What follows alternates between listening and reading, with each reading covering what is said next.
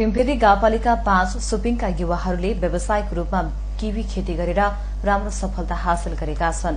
बागमती प्रदेश सरकारको एक उत्पादन कार्यक्रम अन्तर्गत सञ्चालित यस खेतीले गाउँमा रोजगारी र आमदानी दुवै बढाएको छ।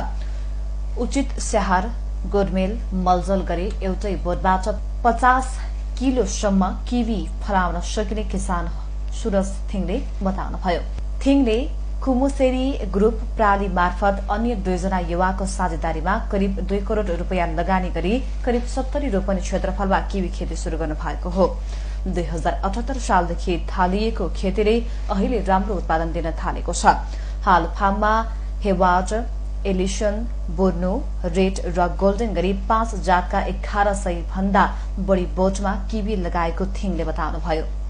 बहुवर्षीय बाली भएकाले एक पटक रोपेपछि 40-50 वर्षसम्म फल दिने बताएको छ। गत वर्ष करिब 3 टन भन्दा बढ़ी किवी उत्पादन भएको थियो।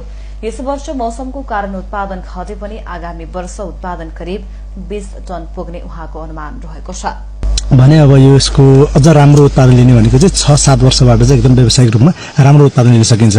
हामीसँग अहिले यहाँ चाहिँ 4 देखि 5 वटा जातको चाहिँ किवीहरू हजुरहरूले पाउन सक्नुहुन्छ है। विशेष गरेर हेवार्ड, एलिसन, ब्रुनो अनि सँगसँगै अहिले चाहिँ नेपाली मार्केटमा रुचाइएको नयाँ चाहिँ जातको हिसाबले एउटा रेड किवी भनिन्छ, यो रातो हुन्छ भित्र, अनि अर्को गोल्डन किवी है। यो दुईटा जातको किवी पनि हामीले व्यावसायिक रूपमा खेती गर्दैछौँ।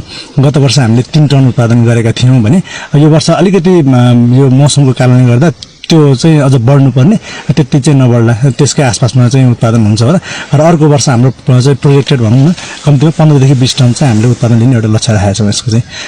सुपिङमा उत्पादित किवी काठमाडौँ, पोखरा, चितवन र हेटौडा लगायत बजारमा बिक्री भइरहेको छ।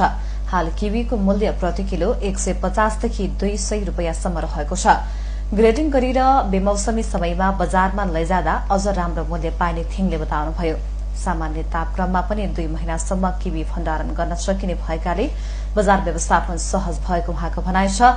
पौष्टिक र स्वादिष्ट फल मानिने किवीबाट वाइन, जाम, जुस, ड्राई फ्रूटदेखि लिएर सौन्दर्य प्रशोधनका सामग्री समेत बनाउन सकिन्छ। छैन हैन, हामीले यसलाई चाहिँ ग्रेडिङ गरेर बजारमा पठाउने र यसको क्वालिटी मेन्टेन गरेर बजारमा पठाउने भने यसको बजार पर्याप्त छ। र सँगसँगै हामीले चाहिँ यसलाई अब बाइ प्रोडक्टको हिसाबले अरू पनि उत्पादन गर्ने, यसको जाम बनाउने, वाइन बनाउने, क्यान्डी बनाउने, अनि ड्राइड तपाईँको चाहिँ यसले चाहिँ सुकाएर पनि बेच्ने भन्ने त्यता पनि जाँदैछौँ। त्योभन्दा बजारको खासै समस्या छैन। हाम्रो उत्पादन सिजन बढी हुने हो है। यसलाई चाहिँ कोल्ड स्टोर गर्न सकिन्छ। 3 देखि 6 महिनासम्म यसलाई चाहिँ हजुरले यतिकै राखेर पनि कोल्ड स्टोरमा नर्मल रुम टेम्परेचरमा पनि 2 देखि 3 महिना राख्न सक्नुहुन्छ भने यसलाई राम्रोसँग कोल्ड स्टोर गरेर राख्ने भने 6 महिनासम्म यसलाई राख्न सकिन्छ। त्यो हुँदाखेरि